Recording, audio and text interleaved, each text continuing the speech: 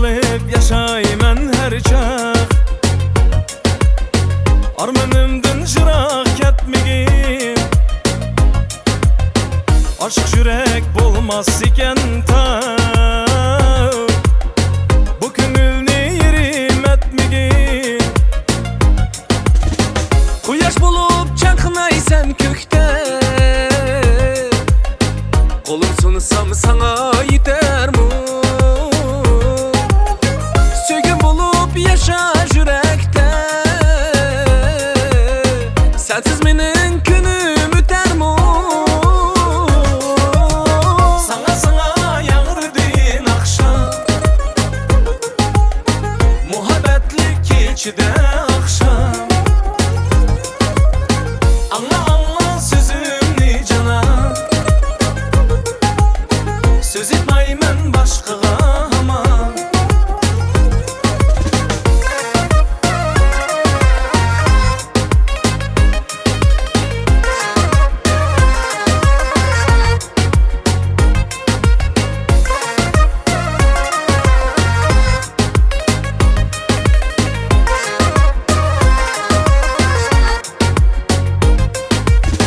Muhabbetinin şirin hasreti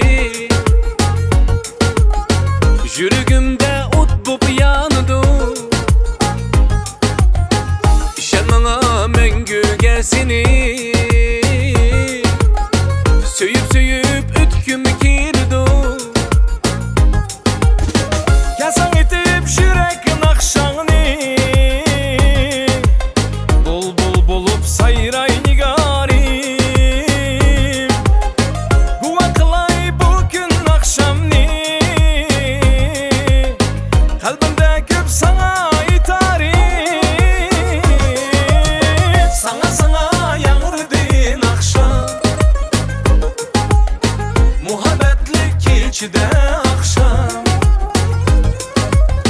Anla sözümni canım,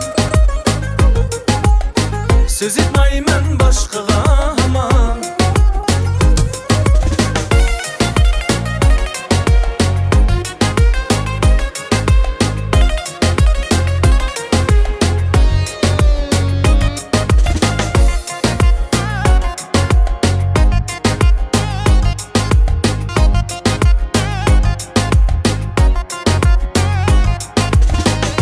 Sana yağırdın akşam,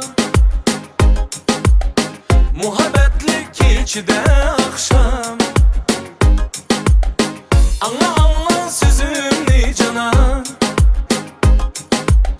söz etmeymen başkaga aman. Sana yağırdın akşam,